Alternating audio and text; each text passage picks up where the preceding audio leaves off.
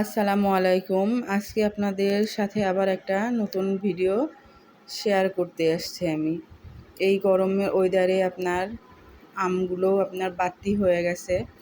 আমগুলো এই এমন আমে আপনার খাটা রান্না নাকি অনেক মজা লাগে খেতে। তাই আজকে আমরা আপনাদের সাথে শেয়ার করব আমের রেসিপি খাট্টা। জানি না যে কে কেমন কোন জায়গায় কোন নামে ডাকে এটাকে। তবে আমার শ্বশুরবাড়ির অঞ্চলে, আমার বাপের বাড়ির অঞ্চলে এটাকে সবাই খাট্টা নামেই পরিচিত। আপনারা কে কী নামে ডাকেন আমার কমেন্ট বক্সে একটু জানায় দিবেন। যাই হোক, আমরা এখানে খাট্টা রান্নার জন্য গুড় আর বাদবাকি মশলাগুলো আমি নিয়ে নিয়েছি। প্রথমে আমি আমটা পানি দিয়ে সিদ্ধ করে নিব। আমটা সিদ্ধ করার পরে আমি এইখানে গুড় দিয়ে দিলাম। গুড় দেওয়ার পরে আপনার এটা অপেক্ষা করা লাগবে যে ভালোভাবে সিদ্ধ হওয়া পর্যন্ত। আপনার গুড় দেওয়ার পরে কালারটা অনেক জোস আসছে, কালারটা লাল হয়ে গেছে। এখানে আপনার খেজুরের গুড় তো দেওয়া যায় না, এখানে আখের গুড় দেওয়া লাগে। যাই হোক, এখানে আখের গুড় দেওয়া হয়েছে, রঙটা এরকম আসছে। যাই হোক, সিদ্ধ হয়ে যাওয়ার পরে এখানে আমার শাশুড়ি আম্মা ঘুটনা দিয়ে নিচ্ছে। ঘুটনা দেওয়ার পরে এটা ধীরে ধীরে আপনার তেল দেওয়া লাগবে। বাঘার আমরা বলি, যে তেলানি হলে হোক কিংবা বাঘার হলে বলে কেউ কেউ তেলপাড়া বলে, যাই হোক যে দামে যেভাবে বলে, আমরা বলি আপনার তেলপাড়া। এখন এটা হলে কি তেল পাড়বে। আমার এটা ভালোভাবে সিদ্ধ হয়ে গেছে, আমি এটা নামাই নিছি। নামাই নেওয়ার পরে এখন ধীরে ধীরে সব উপকরণ দিয়ে আপনার তেল দেওয়া হবে।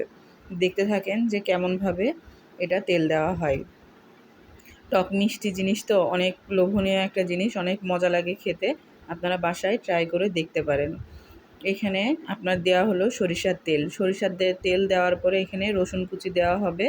ওই যে রসুন কুচি দেওয়া হয়ে গেল। রসুন কুচি দেওয়ার পরে রসুন কুচিটা আপনার ব্রাউন কালার হওয়া পর্যন্ত ভেজে নেওয়া লাগবে।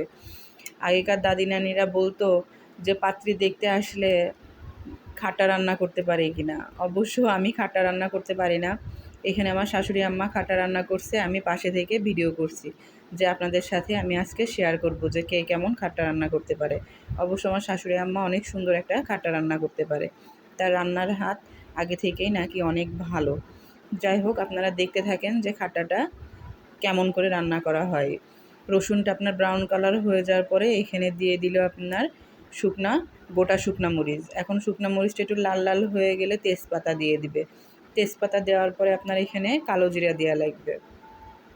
কালো জিরা দিয়ে ওই যে কালো জিরা দিচ্ছে, এটা কালো জিরাটা একটু ঘষে নিয়ে দেওয়া লাগে, একটু গ্রান আসে, তা এই কারণে কালো জিরাটা দেওয়ার পরে আমার মশলাটা হয়ে গেল। এখন এর ভিতরে আপনার ওই খাটাটা ওই যে ঢেলে দিবে। খাটাটা ঢেলে দেওয়ার পরে আপনার আমার এখানকার রান্নাটা শেষ।